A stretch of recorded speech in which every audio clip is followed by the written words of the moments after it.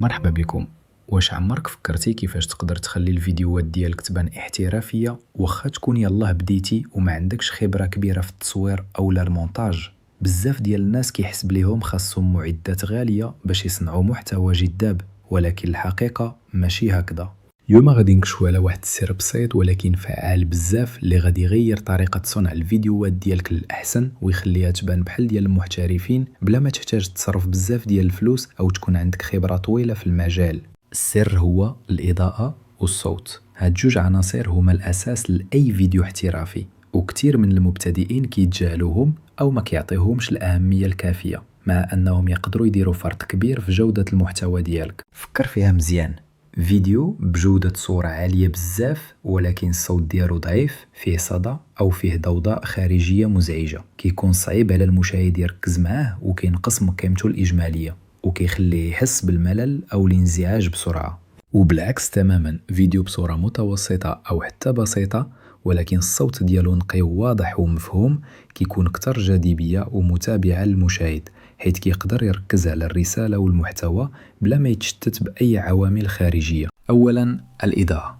الإضاءة الجيدة ماشي ضروري تكون غالية أو معقدة، تقدر تستعمل الضوء الطبيعي ديال الشمس اللي متوفر عندك يوميا وبالمجان، وهو من أفضل أنواع الإضاءة اللي ممكن تستخدمها. باش تستغل الضوء الطبيعي أحسن استغلال، وضع الكاميرا ديالك قدام النافذة ماشي وراها باش الضوء يجي على وجهك مباشرة ويضيء ملامحك بشكل متساوي وجميل، وكيجنبك الظلال القوية وغير المرغوبة. إلا ما كانش عندك ضوء طبيعي كافي أو كنت كتصور بالليل، تقدر تستعمل مصباح عادي منزلي وتوجهه الحائط الأبيض اللي قدامك باش يعطي إضاءة منتشرة وناعمة. وهاد التقنية كتسمى باونس لايتينغ وكتعطي نتائج احترافية. تجنب الإضاءة اللي كتجي من الفوق مباشرة، حيث كدير ظلال قوية وغير مرغوبة تحت العينين والأنف وكتخلي الوجه يبان متعب وغير جذاب، وهذا الشيء كيأثر على جودة الفيديو بشكل عام. ثانيا الصوت. هذا اللزء مهم بزاف وكيغفل عليه بزاف ديال المبتدئين. الميكروفون المدمج في الهاتف أو الكاميرا غالبا ما كيكونش كافي باش يعطيك جودة صوت احترافية وكيجمع بزاف ديال الضوضاء المحيطة. الحل بسيط، استثمر في ميكروفون خارجي بسيط.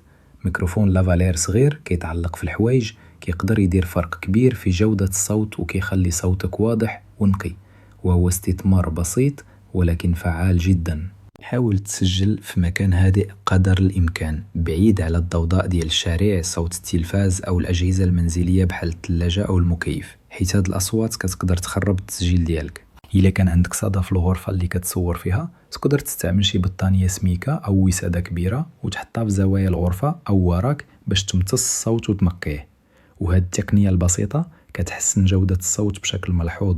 تذكر دائما، الإضاءة الجيدة والصوت الواضح هما اللي كيخليو المشاهد يركز على المحتوى ديالك بلا ما يتشتت بأي عوامل خارجية، وكيخليه يستمتع بالفيديو ديالك من البداية حتى النهاية. هاد السر البسيط ما كيحتاجش ميزانية كبيرة أو معدات معقدة، ولكن النتائج ديالو احترافية ومذهلة وكتخلي الفيديوهات ديالك تبان بحال ديال القنوات الكبيرة اللي عندها ميزانيات ضخمة. تبقى هاد النصائح البسيطة وشوف الفرق بنفسك في جودة الفيديوهات ديالك. غادي تلاحظ أن الفيديوهات ديالك غادي تبان بحال ديال المحترفين في وقت قصير جدا، وغادي تزيد من عدد المشاهدين والمتابعين ديالك. شكرا جزيلا للمتابعة ديالكم، ونتمنى لكم كل التوفيق والنجاح في رحلتكم الإبداعية في عالم صناعة الفيديو. ما تنساوش تشاركوا هذه النصائح مع أصدقائكم اللي كيبغيو يصنعوا محتوى.